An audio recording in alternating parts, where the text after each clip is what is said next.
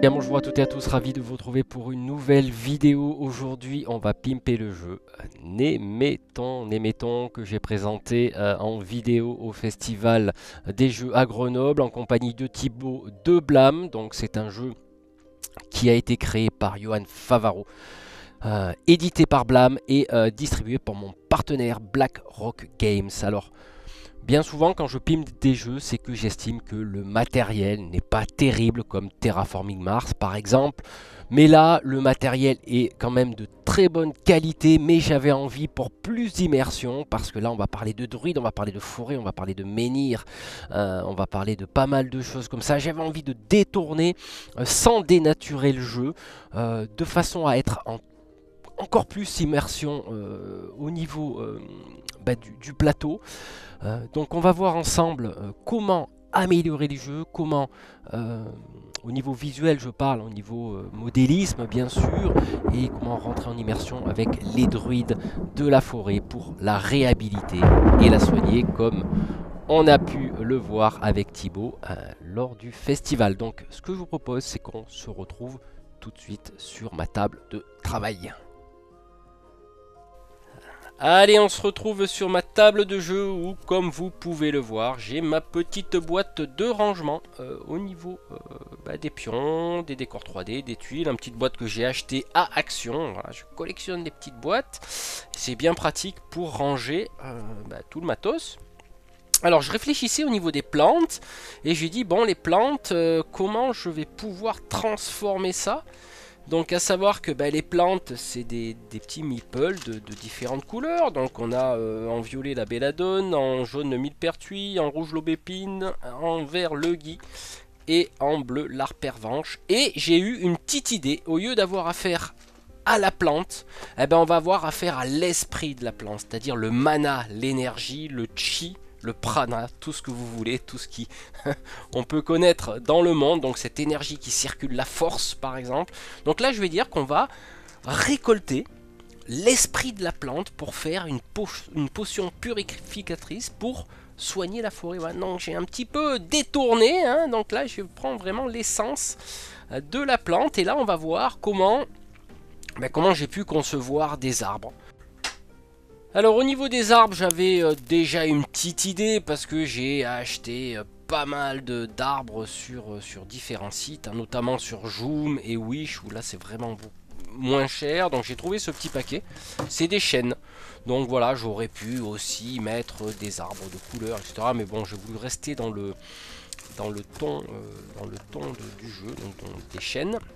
Donc ça c'est très réaliste, hein, ce que j'ai entre les mains. Mais je me rappelle plus quelle marque c'est. Et puis je l'ai acheté sur un site par contre de modélisme cette fois-ci. Là c'est les bambous de mon partenaire Hobbyshop qui m'a donné. Donc voilà, alors j'avais un petit souci au niveau de ces arbres, hein. Bon c'est de piètre qualité, mais ça permet d'agrémenter les jeux. Donc là j'ai pris de la colle en spray, j'ai comblé, hein, donc j'ai saupoudré en fait de la perte, hein, due à ces arbres. Parce qu'ils perdent leur feuillage, donc j'ai simplement recollé les morceaux qui sont partis.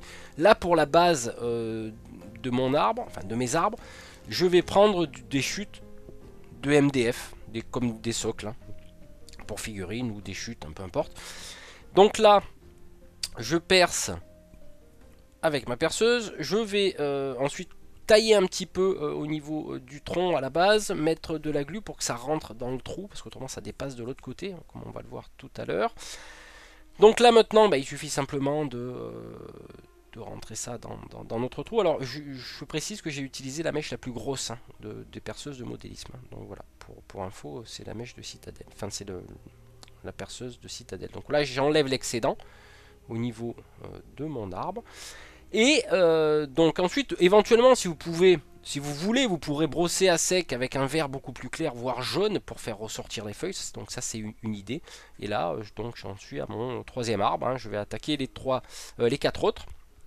Et ensuite, je floquerai. Alors là, c'est un mélange de tout ce que j'avais, des pierres, il y a des flocages marrons, du flocage un peu plus noir. Enfin bref.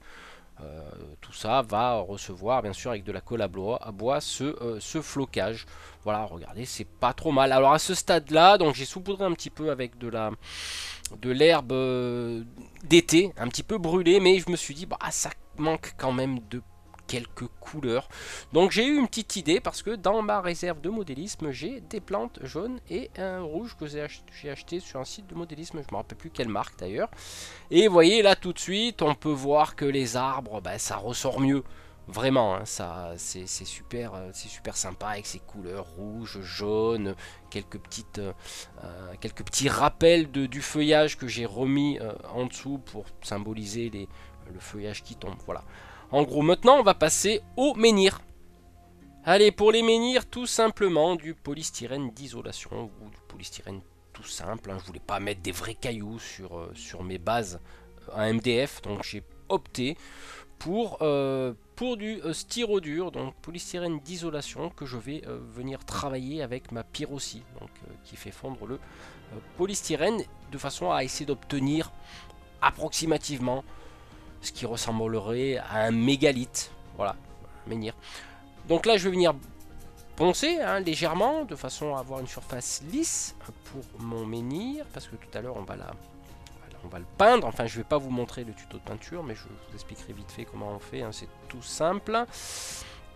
Donc là, bah, je vais venir prendre ma base MDF, qui est la même que mes arbres, hein, et je vais venir y coller mon mégalithe. Voilà. Alors, comme je le disais, je ne vais pas vous faire un tuto de peinture concernant la pierre, mais simplement, j'ai pris de la peinture texturée. J'en ferai les présentations de peinture texturée, notamment une peinture qu'on trouve à Action. Donc là, vous voyez, j'ai terminé mes 4 mégalithes. Donc, je reviens au niveau de la peinture. Au niveau de la peinture, bah, ça va être tout simple. Hein, je veux dire, différents brossages à sec sur de la peinture texturée dans différentes nuances de gris. Avec quelques petits lavis marrons pour symboliser, on va dire, la vieillesse des menhirs. Donc là, bien sûr, j'y ai rajouté aussi ma petite touche. Allez, elfique au niveau des couleurs, rouge, jaune, quelques petites touffes d'herbe. Donc je trouve que c'est plutôt pas mal pour cette modif au niveau des menhirs. Voilà, bah tout ça on verra tout à l'heure, hein, une vue d'ensemble sur la table de jeu. Ce que je vous propose de faire maintenant, bah, c'est de voir comment j'ai créé mes sources. Alors pour les sources, finalement j'avais pas trop d'idées. Je me suis dit, bon, est-ce que je fais des rochers, est-ce que je fais des choses comme ça. J'avais vraiment pas trop envie de me casser le melon là-dessus. Donc j'ai eu une petite idée brillante. J'avais des socles de Micro Art Studio que j'avais acheté. Je me suis dit, bah tiens, je vais mouler 4 socles qui sont creux, hein, donc c'est des socles de type arcane que vous trouverez sur le site de Micro Art Studio, et je me suis dit bah ça irait bien avec les sources, voilà, pour remplir de l'eau. Bien sûr après avec des techniques de peinture pour faire ressortir tout ça, mais je me suis dit c'est un petit peu plat, donc je suis allé farfouiller dans ma boîte à rabio et puis j'ai trouvé quelques petites colonnes en plâtre que j'avais moulées. Et voilà, donc là je fais un petit test de réalisation. Donc je me suis dit bah c'est pas trop mal finalement, il y a quelques petites runes sur les côtés de ces colonnes et ça ira bien. Alors tout ça bien sûr je vais le peindre, l'habiller, je vais le sous-coucher d'abord avec une peinture Fur-Brown et essayer de trouver une teinte pierre comme là. Voilà, donc on peut voir que j'ai essayé de faire ressortir un petit peu pierre mais pas forcément grise, plutôt terre, et j'ai peint le fond et le côté des colonnes en bleu, de façon à, quand je vais mettre de l'eau artificielle dedans, ben, ça fasse un côté un petit peu divin, un petit peu qui sort de l'ordinaire. Donc là, il est l'or, Monseigneur, pour ceux qui ont vu le film La Folie des Grandeurs. Donc là, j'ai un peu la folie des grandeurs avec tous ces diamants, parce que j'ai décidé d'habiller mes fontaines, mes sources, avec des diamants, parce que je considère que c'est des sources divines. Alors du coup, bah, je me suis dit, bah tiens, je vais en mettre aussi sur les mégalithes, les menhirs. Comme quoi, bon, ça fait sympa. Ouais, j'aime bien un petit peu de temps en temps délirer. Donc là, bah, je vais coller ces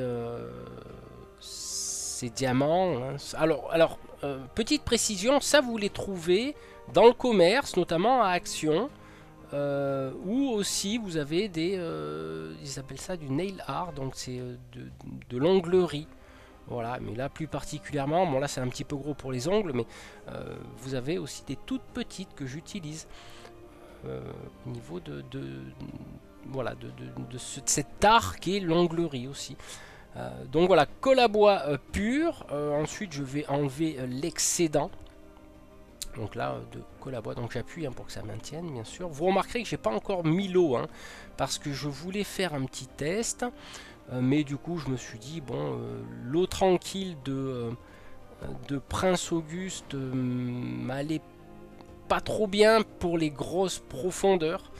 J'avais trouvé autre chose, mais ça, c'est tout ce que vous voyez dans ce tuto. Vous regarderez en haut à droite, il y a le petit i qui vous rappellera toutes les vidéos qui traitent de tout ça, donc notamment concernant l'eau artificielle. Donc il y a un tuto là-dessus. C'est pour ça que je ne vais pas rentrer dans les détails, car tout au long de cette vidéo on reprend un petit peu des choses que j'avais fait dans d'autres vidéos.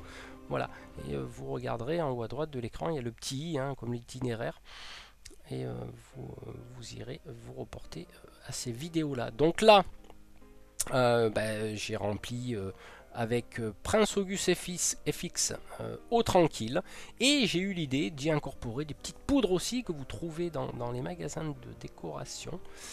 Et cette petite poudre va symboliser un petit peu le côté un petit peu divin, le côté magique de cette fontaine, donc je vais en répandre un petit peu partout à l'intérieur de l'eau. Alors vous remarquerez que là j'ai pas collé encore les diamants, voilà, là j'en ai collé sur les deux sources différentes, je voulais faire des tests avant.